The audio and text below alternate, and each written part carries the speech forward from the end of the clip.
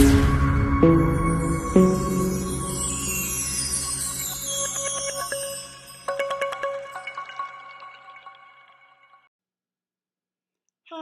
it's Simon and Aaron with Assets and Arbitrage.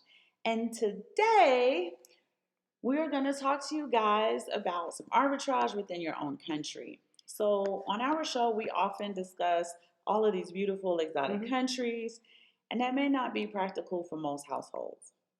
So, Simon does want to spend a bit of time with you today talking to you about Puerto Rico. Mm. It has the arbitrage you're looking for within your own country, but also has the feel and the culture of being in another exotic country. So you can kind of get the best of both worlds with this particular option.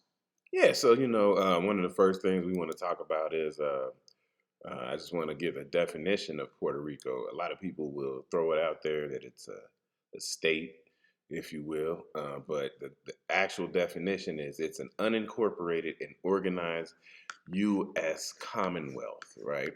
So Puerto Rico is giving a lot of incentives to business owners, investors, crypto investors as well. So it is a thing we want to talk about. It's called the Act 60, right? The Act 60. So let's read up a little bit on the Act 60.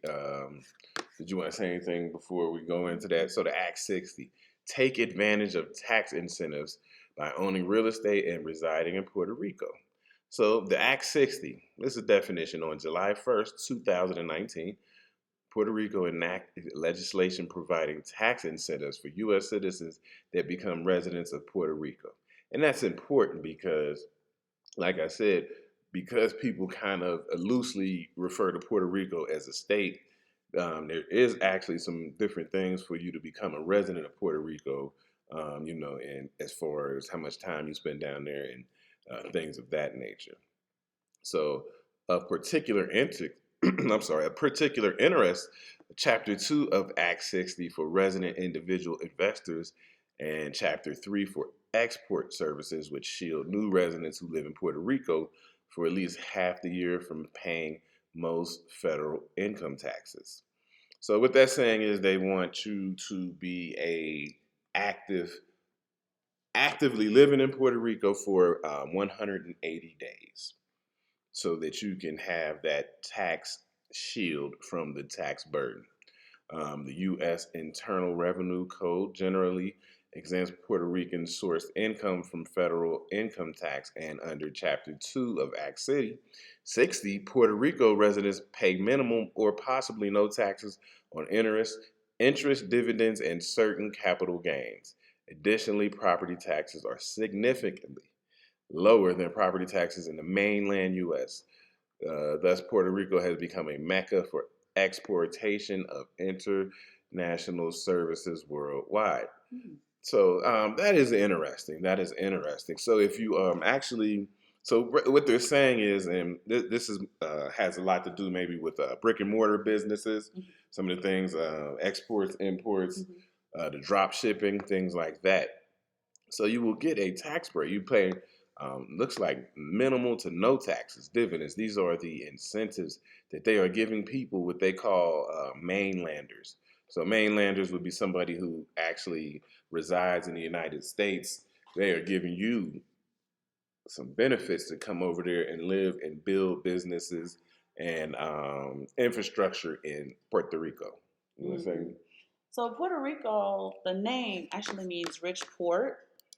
So what they are trying to do is they're trying to woo people to come over there in order to build up the infrastructure. It's really no different than what Costa Rica and El Salvador are doing, as far as trying to woo people to get the infusion of money there. Yes, indeed. So I will say one of the big things that draws people to Puerto Rico is that, and we can read the technical term, just basically, when you live abroad, you have certain requirements, whether it's for your visa and or for residency or maybe even getting a second passport.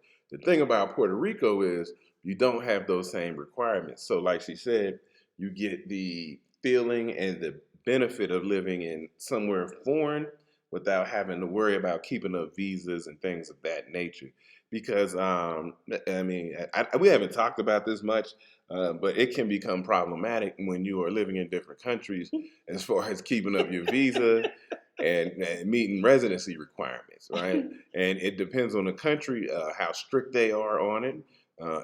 Because if they are strict on it, you will have a problem. There is actual, I mean, more than people know, is actually U.S. citizens being deported from these countries because they don't keep up their requirements. So with a place like Puerto Rico, you don't have to keep up the requirements.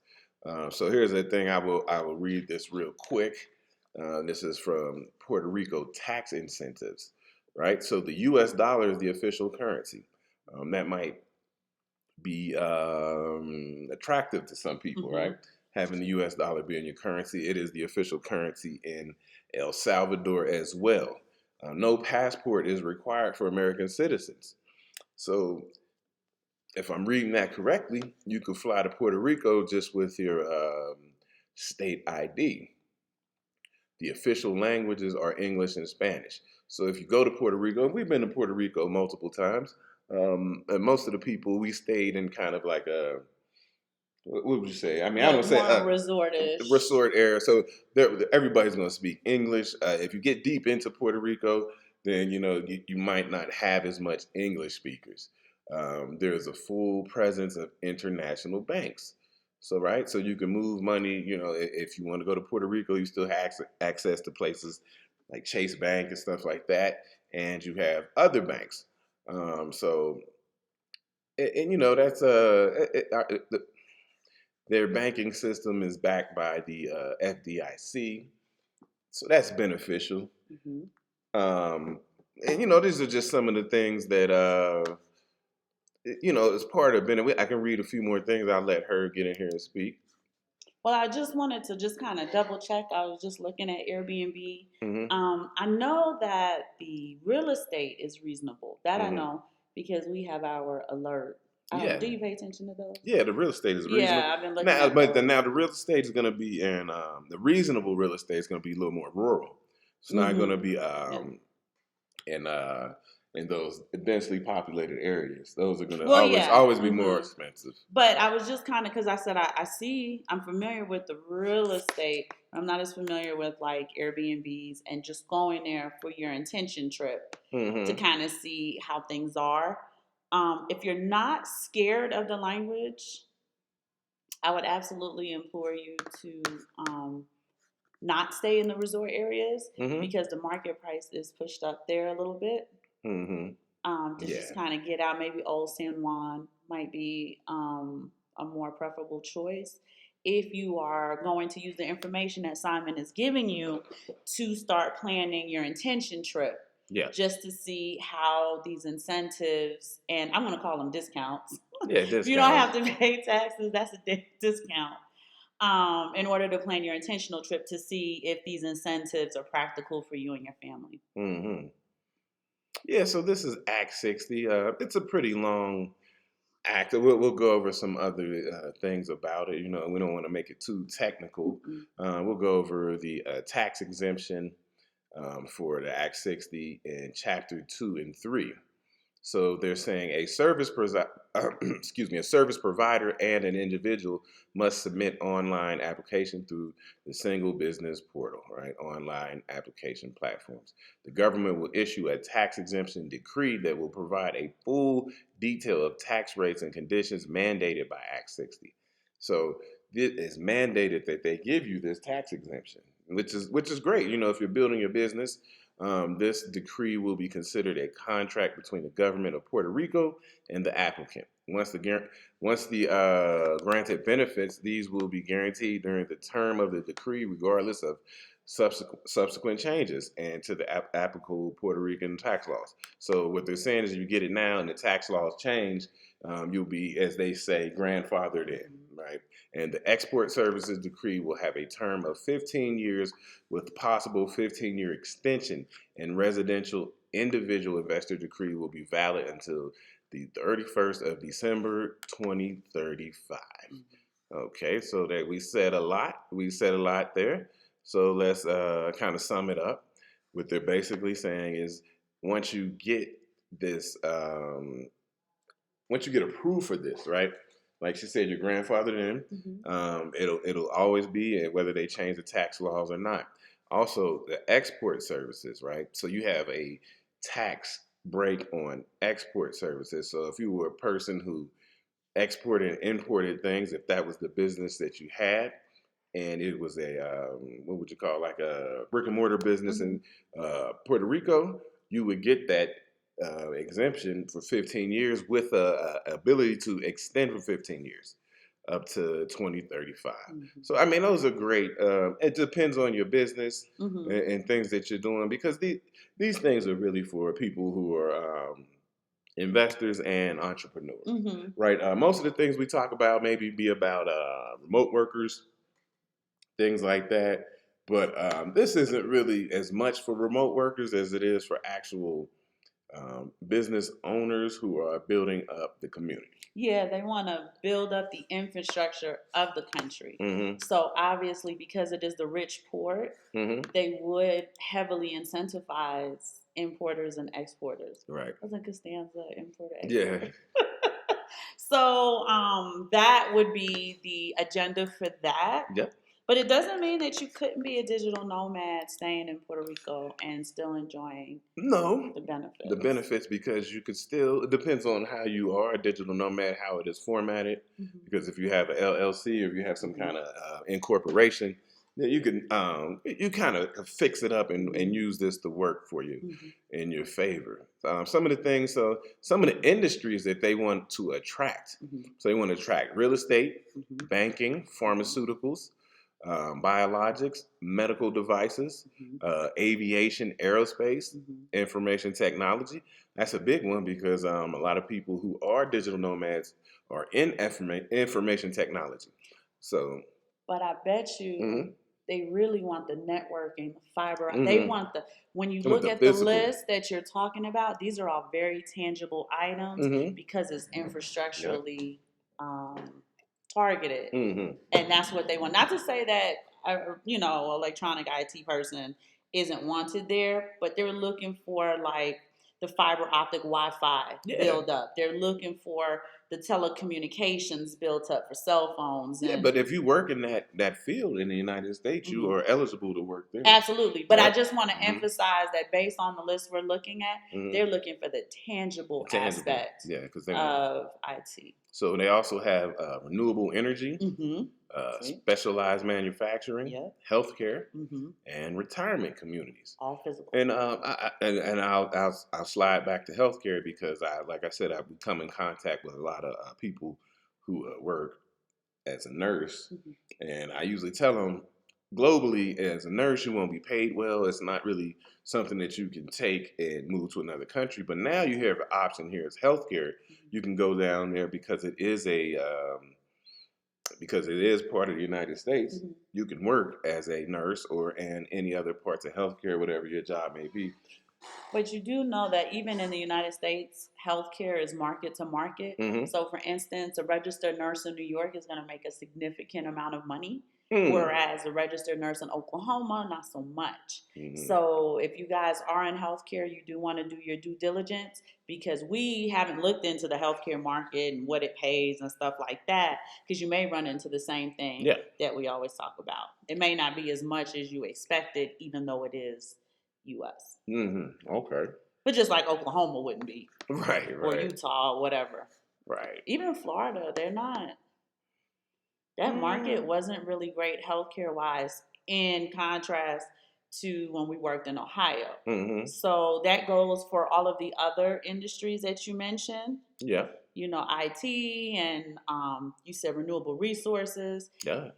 You really need to do your due diligence to see how the incentives, does the incentive outweigh whatever they're offering you? You want to kind of have all of that on your blueprint so that you can make the decision if it's worth it. Yeah, definitely. So, like she said, do your due diligence. They have a lot of lawyers down there that you can get in contact with and can help you with this process, or just see if it's even Because what you have to do is you have to see if it's a viable option for you. If it's something Mm-hmm. that's worth it, worth you moving or moving your business and relocating and incorporating in Puerto Rico. Right. So we're going to go to the resident individual investor. So it's also in chapter 2. So that lets you know how it is. It's chapter 2. It's like a book. So of Act 60 for resident individual investors. So this would be more like this may be where you don't have to actually have a business or incorporation. We're going to talk about that. So you have resident individual investors who seek to attract individual investors by relocating to the island with the total exemption from local income taxes on certain passive income earned after they become a bona fide resident of Puerto Rico. So that's important because we talk about Bitcoin, right? So if you were a Bitcoin investor and you relocated to Puerto Rico, you have an exemption from income taxes on your passive income after you become bona fide, right? Mm-hmm. So you have to become bona fide. You have to pass some of these tests, and we'll talk about those. But some people who have Bitcoin and maybe that they, if you, what would you say? If you stake it and you use the Bitcoin and you take the gains from it, right? Mm-hmm. Not the gains, but Profit? the profit, the dividends. You take the dividends from the Bitcoin. These things you may be exempt from those taxes. These new residents of Puerto Rico are entitled to 100% income tax exemption on dividends, interest, and certain capital gains. Mm-hmm. So now, if you're an investor, now you don't have to pay capital gains tax. You don't have to pay taxes on your dividends. Mm-hmm. And so that is very attractive to people who are tired of being um, burdened with tax. Mm-hmm. You're a tax burden. Although Puerto Rico is a U.S. territory, pursuant to Section 933 of the U.S. Internal Revenue Code, bona fide residents of Puerto Rico are not subject to federal income taxes on Puerto Rico's source income, but they continue to be subject to federal income taxes on income that is not sourced in Puerto Rico. So if you have a business in Puerto Rico, you are not required to pay federal income taxes. Nice. Right now, but if you live in Puerto Rico and you still have some kind of income coming from what they call mainland United States, Mm-hmm. You still will have that tax burden with the Internal Revenue Service. So we mentioned it in the Mm-hmm. last show, but we want to reiterate it in this show.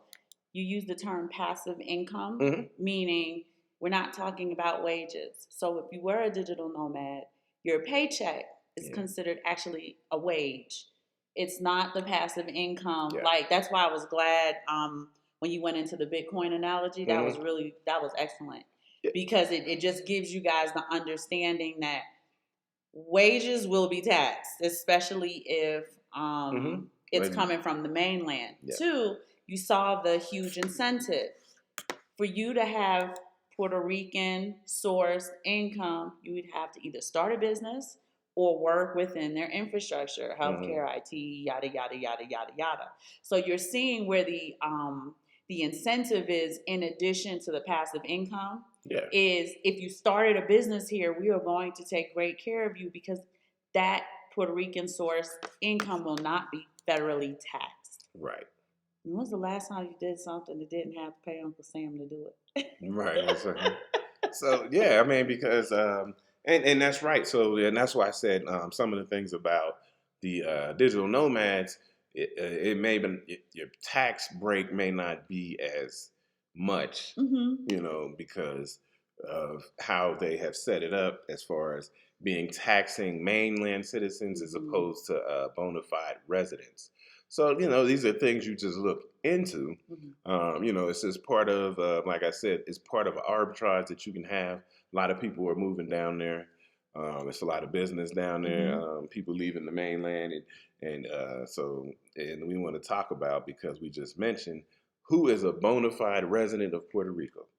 So to take advantage of Act 60's tax incentives, the most important requirement is that the business owners and investors, so we talked about people who have businesses that are incorporated there, and investors, become a bona fide resident. So the following list comprises some of the basic requirements to be a bona fide resident of Puerto Rico. However, to reach this requirement, it has tests and options, and it allows individuals to be a standard of being a bona fide resident. So if you were an individual, immediate family must be present in Puerto Rico. So that just means you have lineage to Puerto Rico, right? Oh, okay. So if you have immediate family in Puerto Rico, you're a bona fide resident right there off the top. Nice. That's an arbitrage. Mm-hmm. So that's something to look into. The individuals does not have a tax home outside of Puerto Rico during any part of the taxable year. So we'll say that again. You do not have a tax home outside of Puerto Rico. So they're saying basically they don't want you to have a residence in some other country. That, like when they say tax home, you pay your taxes on your house. So they don't want you to have that. So that could be, that could be different because if you have a home in a different country, then you may not be eligible to be a bona fide. Individual does not have a closer connection to the U.S. or a foreign country other than Puerto Rico than any part of the tax year. Mm-hmm. So now you have a connection test. So they want to know, they want Puerto Rico to be the place that you are connected to the most. And, this is to me, a little invasive, because now you got to get into, where my other homes may be or my taxes and stuff. But still, it's a viable option for people. So when you do your taxes, I did the taxes for our family. When you do your taxes, they ask you that question. For you and your dependents, it'll say, did you live in whatever you have filled out there for more than 12 months or for at least 12 months. Yeah. Mm-hmm. So for this particular thing, the address that you put in TurboTax or whatever tax software you're using needs to be Puerto Rico, and you have to have been there all 12 months. A lot of times... Well, I think it's 108 days, but... It said 180 days, but it said most of the year. Most of the year, so that's close. Right. So, don't take it too close. Probably more than 180 days. Go over it. But you can get hung up in these little loops where they say you can't have residency anywhere else. Right. So if you were here for 180 days, where were you the other 180 days? And what is that place? Mm-hmm. You understand what I'm saying? You may have to provide extra paperwork, especially if you get audited. Typically... Mm-hmm. You have a very high chance of getting audited within the first 3 years when you do something different like this. Yeah. Once you change up the way that you had been formally filing your taxes, you have that higher. It's like the algorithm. You have a higher risk of being audited because you're doing something. Because something's different, and it's not. It doesn't do that if you just change your address in the United States. But once you start changing your tax status, because this would be a tax status change. Yeah. You are a huge red flag, like, hey, we've never seen this before. You've been doing your taxes for the last 18, 20 years. This is different. Yeah. And you really want to have all of your ducks in a row because you are within that first 36 months you do that. I'm going to say the first 60 months. I'm going to say first 5 years. There is a chance you could be audited. Yeah, and also, and I'll just read this last point. So an individual because it says, piggybacks off what she said, an individual who begins or ends a bona fide residence in Puerto Rico is obligated to fill out the IRS form 8898. So that will trigger a difference, like a difference in your tax status. Mm-hmm. That's just something to keep in mind. I'm not saying that this is a perfect option. If you need to, it's an option if you have a business that you want to start in Puerto Rico, like a brick and mortar, or if you're trying to get some kind of tax haven from your investing. But we were reading about the individual. So we're talking about the everyday person. We're not even talking about the business owner. We're talking about the everyday individual. And like you said, that new form, that additional form, that addendum form is going to just trigger that your tax status is changed and put you in a higher risk to be audited. We tell you guys in every single show, get your paperwork right. Just make sure your I's are dotted, your T's are crossed. You should be fine. Oh, yeah. And this is when you want to get like lawyers involved and accountants. Definitely. So, and we'll just do some let's do some pros, right? So one of The pro is Puerto Rico. the pros Puerto Rico. So, but I'm just reading down. I'm just reading down the tax act. So they say it has an attractive quality of life. We've been to San Juan, Puerto Rico. Beautiful place, beautiful weather. The average year-round temperature is about 82 degrees. So I mean, that's nice. San Juan's quality of life and visitor experience was ranked number 3 among 35 top U.S. cities, and it's ranked ahead of Miami, New York City, Los Angeles, San Diego, and Honolulu. So those are places that are desirable in the United States to live in. San Juan is ranked above all of those, and the quality. The cost of living, like we talked about in the last show, would be a lot lower. They have legendary beaches. The one we're talking about, Dorado Beach. So it's a great place. It's a great place to live. You have first world amenities. So you'll be able to have the internet that you need and be able to go IKEA and stuff like that. Not IKEA. I don't know. Do y'all like to go to IKEA? I don't go to IKEA, but people go there a lot. What else do we have? Like I said, it has access to first world infrastructure, right? Yes. It has 24,000 miles of highway and mass transit system, recognized by the U.S. Federal Transit Administration as one of the safest and most proficient in the United States. It has a first-rate airport system in the Caribbean and the state-of-the-art port facilities, ranked as 8th busiest port system in the United States. Has the most technological advanced convention center in the Caribbean and Latin America, and island-wide broadband service, undersea fiber optic cable, and robust satellite system. So it's not like you're going to a third world place, right? You're going to have all your first world amenities and your first world needs and necessities in a place like Puerto Rico. So that is very good. And I'll read something else, but go ahead. Oh no, I was gonna when we get to the cons, because I do want to talk about that during hurricane season and stuff. Oh, okay. So last thing I was going to read about the hourly earnings in manufacturing. So they average 65 to 80% of the U.S. average. So if you would go down there with a business of manufacturing, you would pay about 20 to 35% less than you would be paying in the United States, right? And you see, and people people act like that. You see that in the United States all the time. Companies will go move to another country so they can pay less for labor. Yep. Right. So that's what they're saying. You have lower labor costs. And you have transition. You have a lot of access to still mainland United States dealing in Puerto Rico. So, but the lower labor cost is to encourage people to bring business to Puerto Rico. Right. And again, you're seeing the incentive, like, hey, and they're talking about large businesses, so manufacturing business, global tech communication business, that type of thing. Like, Apple has a thing in Ireland. I don't know if you know that. And it's because they got the water technology and stuff there. Yeah. Which is easier on the carbon footprint. But Puerto Rico is really trying to get big business and small business incentivized to come and build up their infrastructure.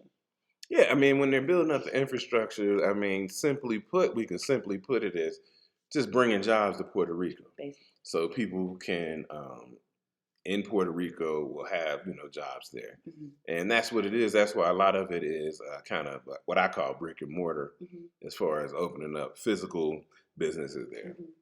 So that you can hire the people, and the people can, prosper and have something. But some of the other things. Let's read some of the other acts. So which one do we want to read here?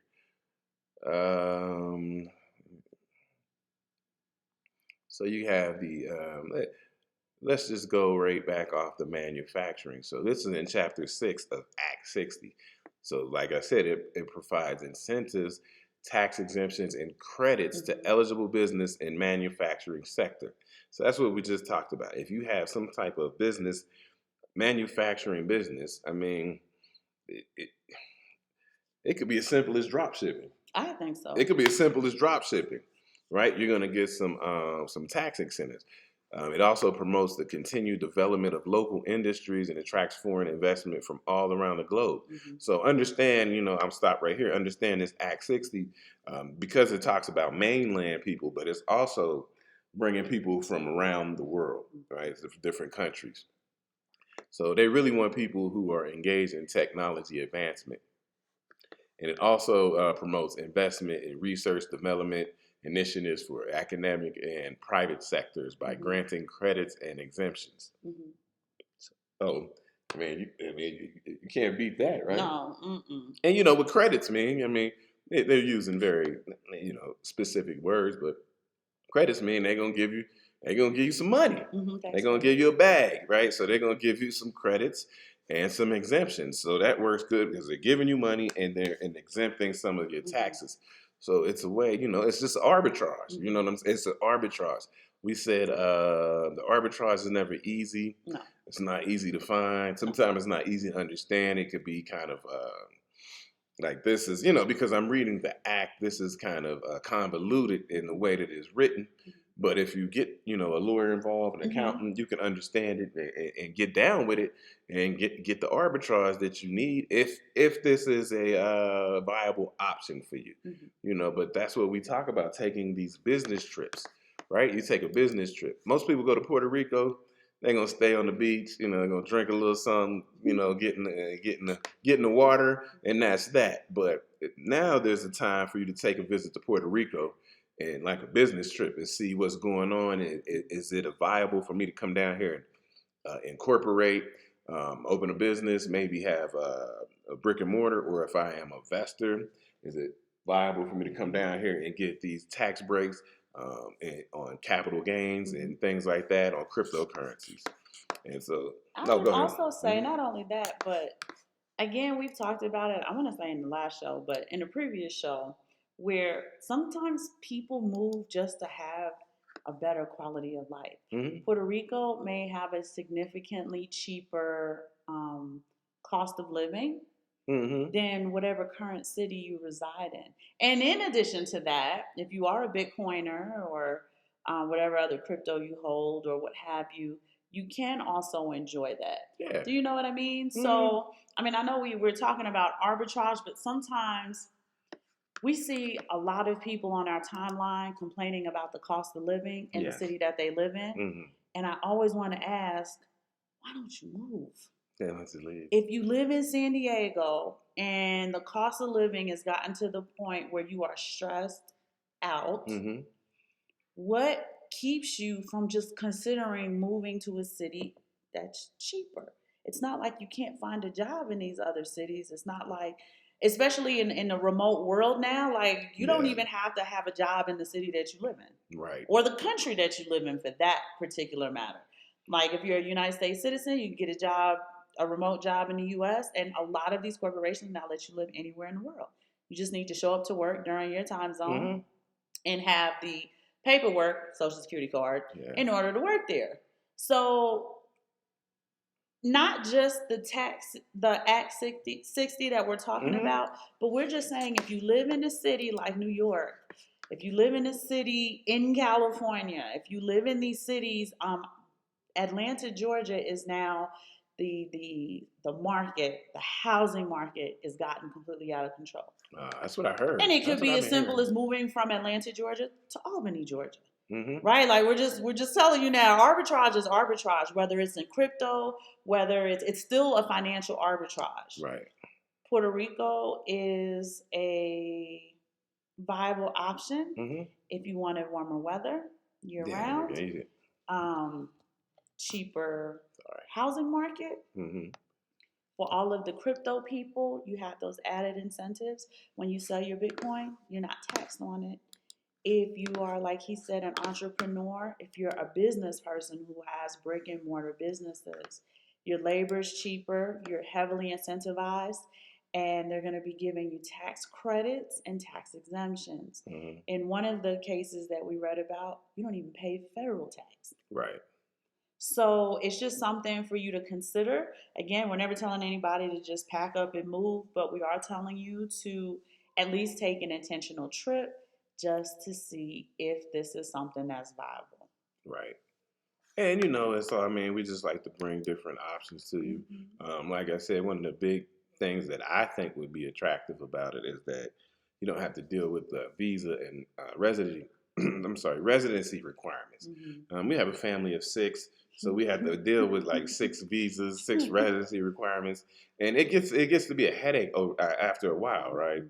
And so when you get a place like Puerto Rico, where you get that feel of another country, like a slowed down kind of lifestyle, and that you would enjoy, but you don't have to have the headache of keeping up everybody's visa. With when you're keeping up visas, that costs money, right? You know, so you got a place. I mean, we can talk about all kind of them, but we'll just talk about Mexico, right? Your visa is if you come and you have a tourist visa, it's good for 180 days. When they're So, in the mood to give you 180 days. well, yeah, they were giving it out like clockwork before, but to renew it, you have to leave the country. We say for at least 3 days. So then that means we got to pack the kids up and go somewhere for a week in another country, which you know it's fun. It's a nice vacation, but it costs money. It costs money to buy 6 plane tickets, and then you come back and you get a visa. Now, if you want like a residency visa, so then you have some different requirements as far as what would you say? As far as finances and Mm-hmm. income and stuff like that, you have to prove a certain amount of money, or you could stake money in the bank. Mm-hmm. And you know, a lot of times because those things can be very kind of drawn out as far Mm-hmm. as getting them set up. Mm-hmm. So if you move to a country and you say, "Man, I don't know if I'm going to be a resident here. I want to check it out," so you don't really initiate the process because you know that costs money. You're going to have a lawyer. You're going to have to do this, stake money in the bank. You can't take the money out. It has to be a certain amount.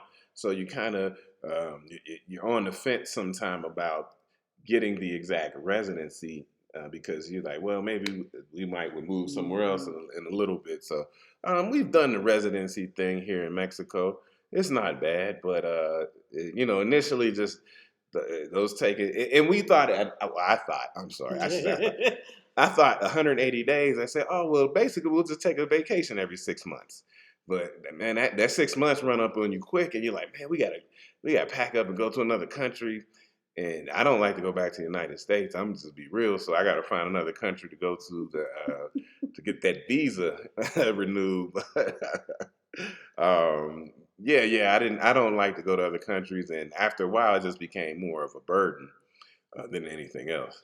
The other thing is for people whose residency applications get turned down, you Hmm. don't get your money back. Yeah. You got to redo the process all over again and pay for it all over again. Yeah. So that's another con. Did that list have a con? It just had the pros. I just didn't want Oh to man, I had a con overstep. list. But I Yeah. have a con, right? You don't have to go back to the con Okay, I list. got a But con list over here. now we're telling you all of the great and glamorous and fabulous things about Puerto Rico. We never romanticize arbitrage. We always give you the practical aspect of it. Oh boy. Puerto Rico is an island. Yes. It is Hurricane Alley. Yes. So just keep in mind that and I'm talking like severe storms, because their infrastructure is pretty good, right? I'm not saying that every time it rains, stuff shuts down, but when they do have those large hurricanes, the ones that they broadcast on TV for weeks and weeks and weeks, Yeah. there is a chance that infrastructure can go down for a short amount of time. Now, they had a really, really, really bad hurricane. I can't remember what hurricane that was. That was when Black and Abroad was over there. And you remember the infrastructure was down That's the for one a that went up little to New minute. Jersey. Sandy? Was Yeah, it Sandy? Sandy. Okay, so I think we think it's Hurricane Sandy. If we're wrong, feel free to correct us. Yeah, we had some there's some black people that we know who live abroad with their family, and the infrastructure went down. When I say infrastructure, like electricity, Yeah. Wi-Fi, stuff like that, Yeah. for about 4 months. Yeah, it was a And, minute. and we didn't know if they were okay. Could they get out?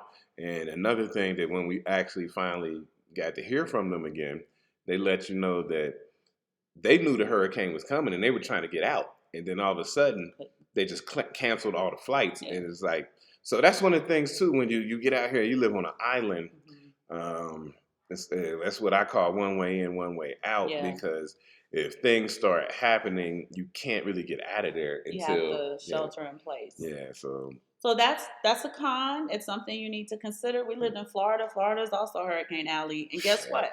In mainland United States, when we used to have those hurricanes, we would be without electricity for like 2 weeks. Do you remember Mm-hmm. that one time? Walmart was closed for over a week.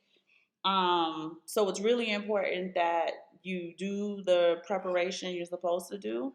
I think Texas has that problem too with hurricanes and tornadoes, I think. Tornadoes, yeah, and So, too. so it's not normal, but if you live in a place where like we don't have those type of storms, you're not used to that. Right. It is something you do have to have on the forefront of your mind. Where we are, it's not hurricanes, it's earthquakes. They're not really bad here, but in Oaxaca they are really really bad because Yeah. it's along the fault line. Yeah, It's just a situation where you just have to know where you are mm-hmm. and what needs to be done. How do I batten down the hatches? Yeah, and I mean, this is true. We're talking about, this is still part of, we spoke about this flag theory, right? Mm-hmm. Where you plant a flag. So maybe you go to Puerto Rico for 6 months out of the year, but it's the 6 months that aren't during the hurricane season, just to Mm-hmm. be safe, so that you have what you still have in the United States, and you could be where you want to be.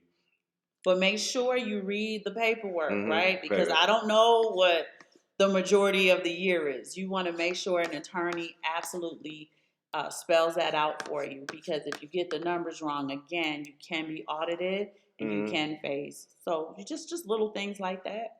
Yeah, and I'm going to be 100% honest too. I mean, the flag theory, we talked about that, but even what we're talking about with Act 60, Mm-hmm. um, the, be honest, this is really still going to be for um, higher Yes. wealth individuals, higher income earners, Mm-hmm. higher higher salary, because this isn't just somebody for who's on like kind of beginning a journey on building wealth, Yeah. right? I wouldn't suggest somebody beginning a journey on building wealth to try to enact this kind of arbitrage using Puerto Rico. Mm-hmm. This would be with somebody who has built up something and has a large amount of income and or salary wages.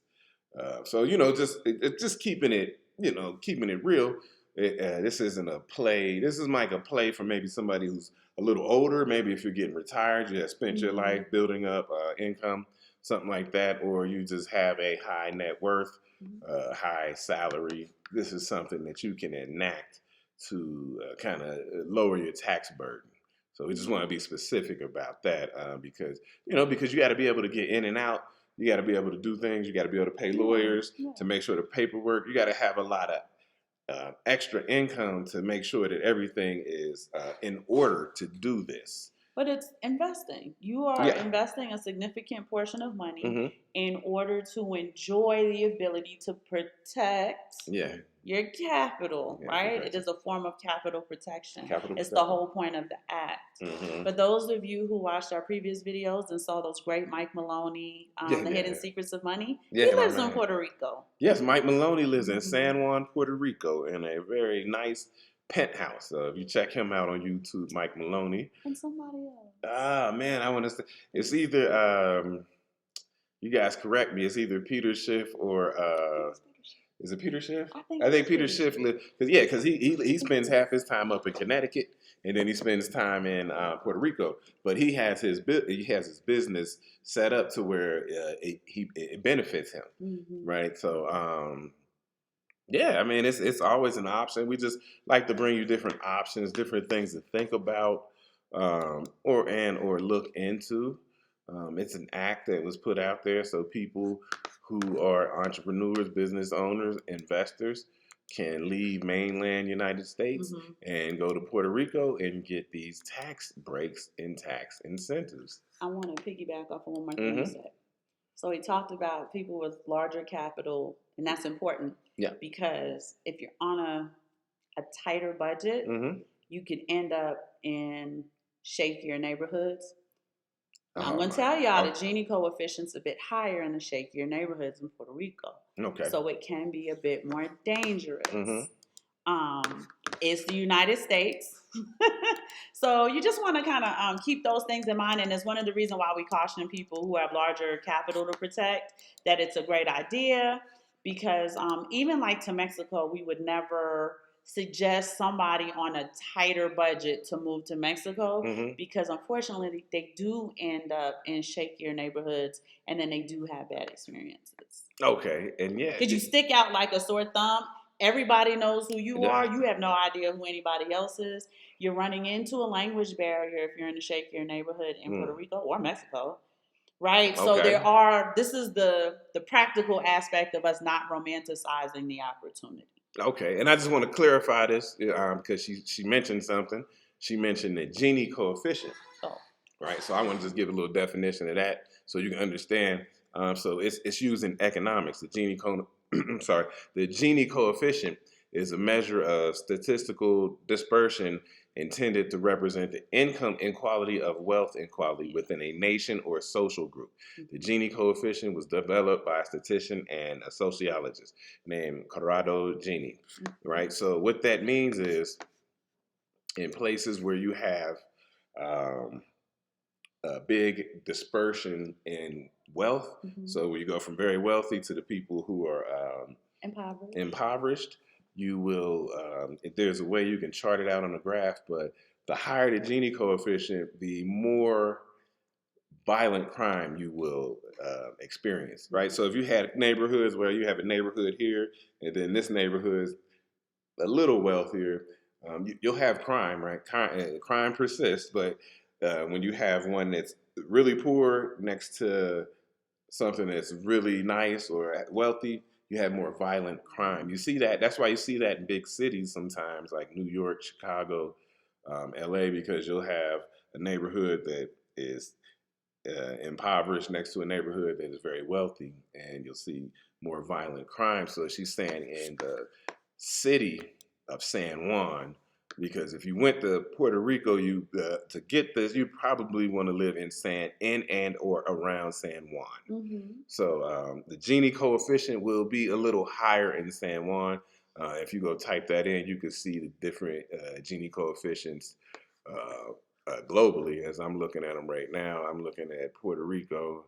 Their Gini coefficient as a country doesn't look bad, but then you can do a Gini coefficient for a city, a neighborhood, average. But as a country, it's not bad because the rest of the country is kind of rural and you don't have those problems. But you're gonna have those problems in is it San Juan? San Juan. You're gonna have those problems in San You Juan. thinking of Costa Rica I was when you about to say say, San Jose? yeah, they got a high. Oh yeah, They got a high Gini coefficient too. yeah. So, and you'll see that in a lot of these countries. But El Salvador has that issue. I mean, it's anywhere you Bogota, go. yeah. But we always want to, because sometimes you, for instance, and this is why Simon always emphasizes taking an intentional business trip.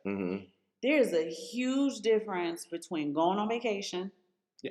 Oh yeah. And like I'm here doing things, right? I'm here on business. I'm gonna be here for a significant period of time, even if that's 3 weeks. That's longer than a normal vacation is. So we always want to tell you it's very different. The energy is very different. Your experiences are very different. And people tend to, when they go on vacation, they romanticize the entire experience and they think it's just like, this is life here. I'm just on vacation every day. No, you're not.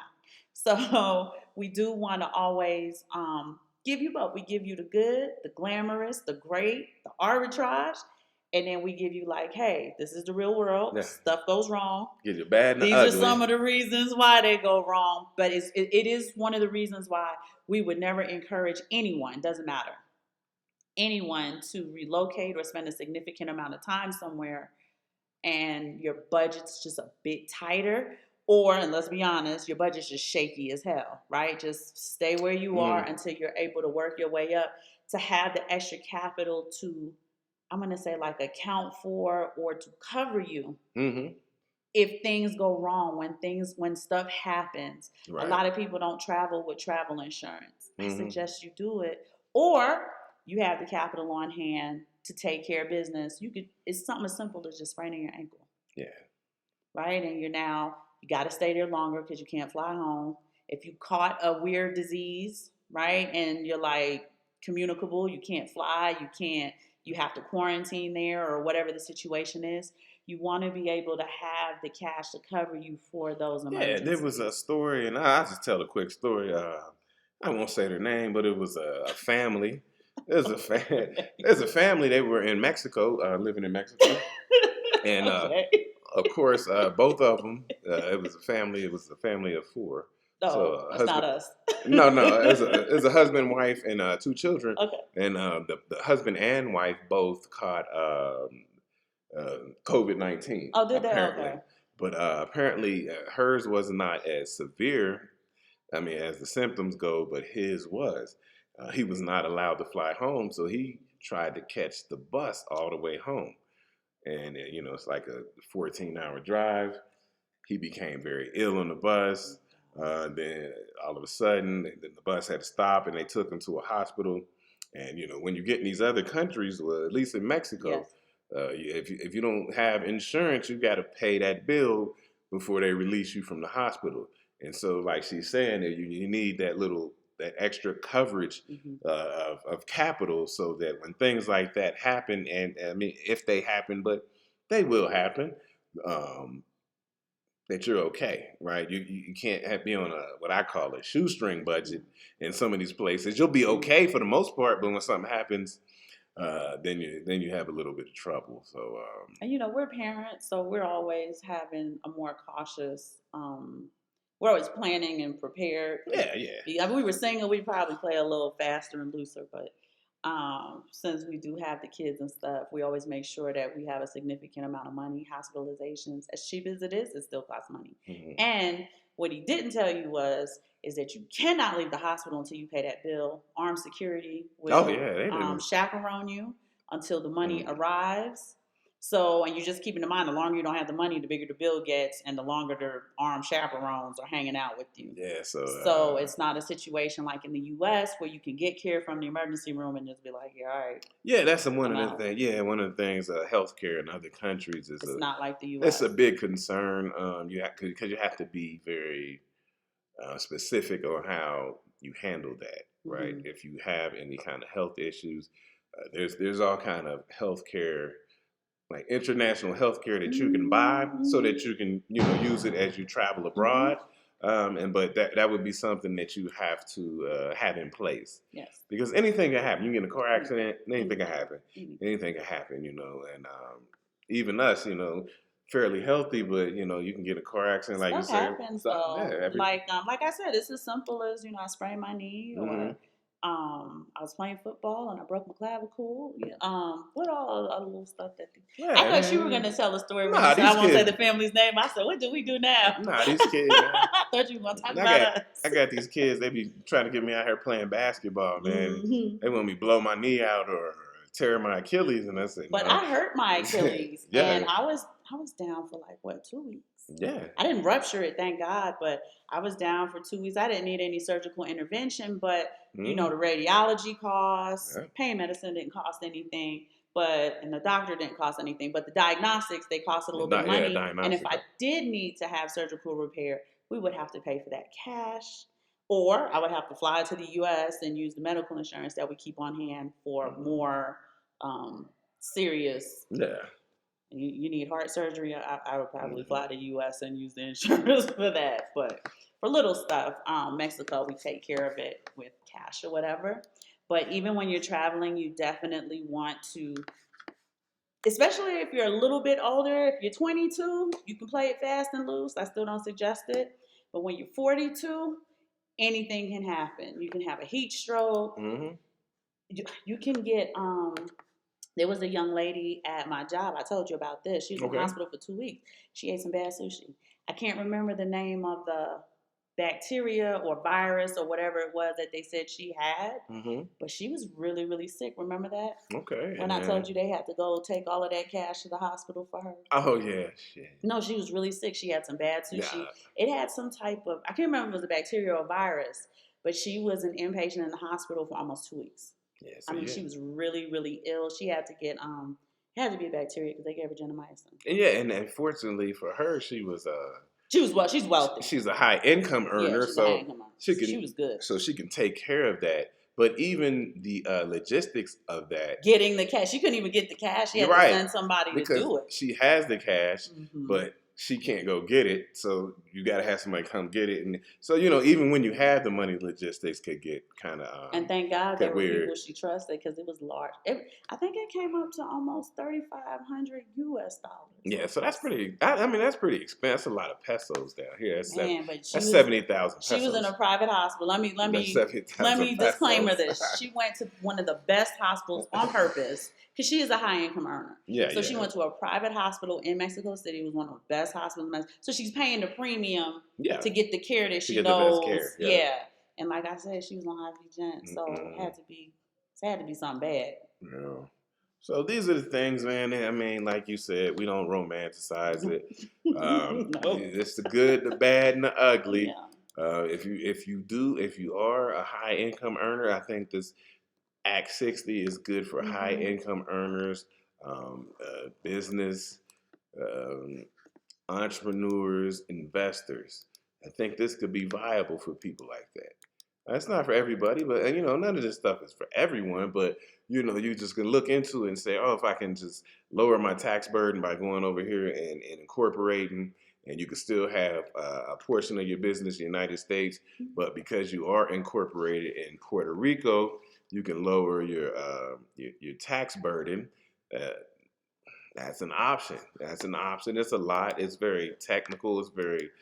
I think it's very complicated. Even me just reading through the act, it seems complicated. But they make things like that complicated so that people won't bother with them. It is a way to dissuade Yeah, you it's from very taking the complicated. opportunities available to you. Mm-hmm. The last thing, do you have something else to say? No, I'm about to get up out of here. I thought I The was last about to get thing up I out of want to here. say, so that we can piggyback and fundamentally build on the neuroeconomics, looking into these things, even if you're unable to act on them, to execute these particular opportunities, it's good for your brain.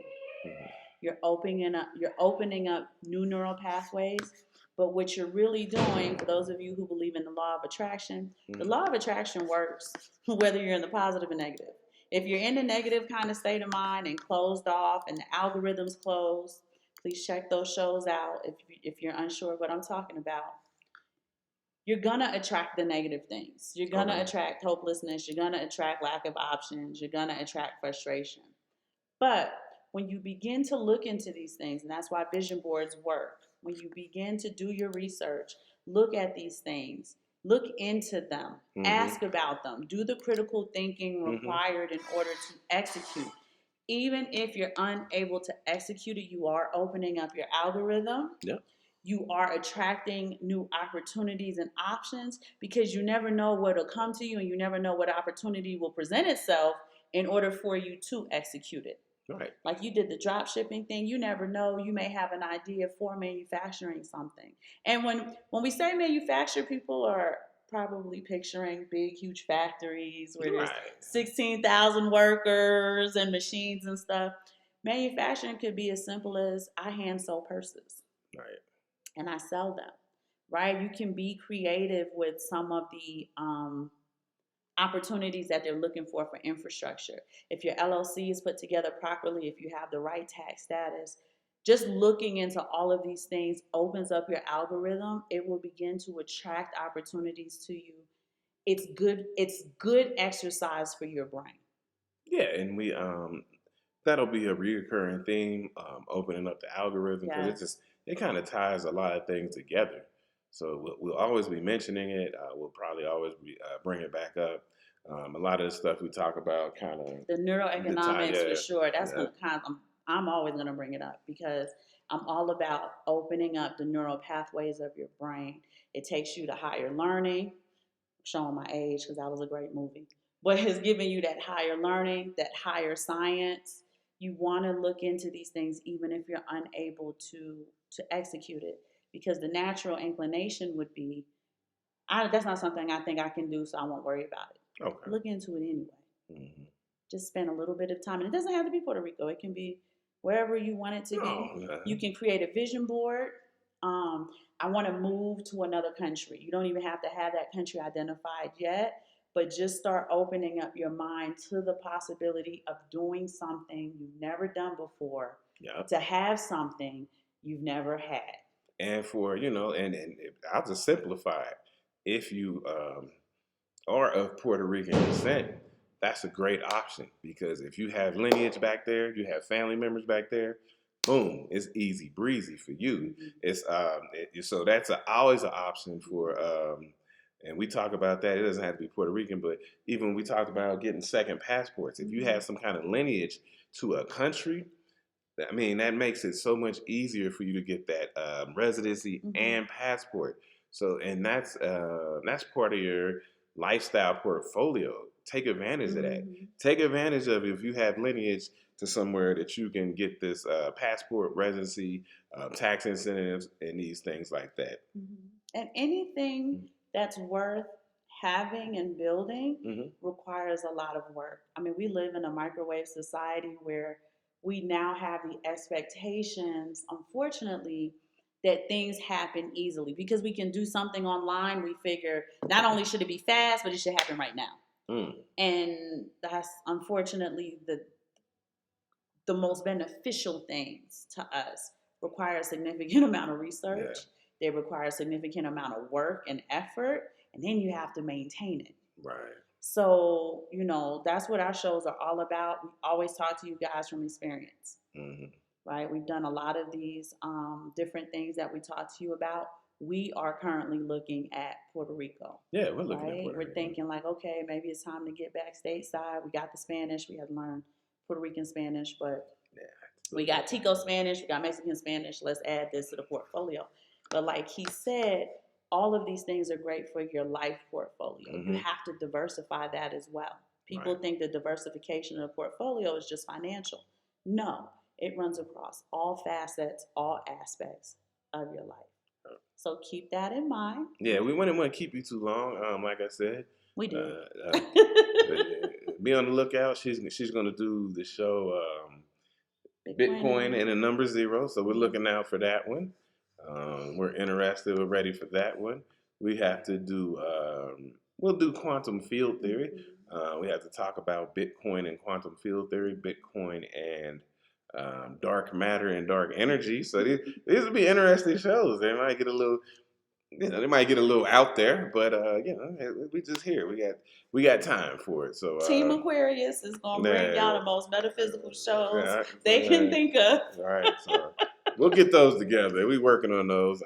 Anything else you think? No, shout out to my Aquarians who understand these shows. All right, man. Well, we'll see you all on Monday. It looks like, we'll see you on Monday. So enjoy. If you have any show ideas or good, bad, or whatever you want to, let us know. Let us know. We always like the feedback. It helps us. It helps us a lot. I have but one favor for you guys. If you absolutely, positively love our content, I'm asking you to share it with one person. I would like for you guys to bring one person on Mondays and Wednesdays to just kind of take a look at our content, see if it's something that can benefit them. As a community that we're trying to build, we feel like the audience should be bigger, just so that everybody can have these opportunities presented to them. And it would help us a lot. We never ask you for money. We never ask for no donations, but we do ask for you to share our content. All right. So thank you so much. All right. See you guys on Monday.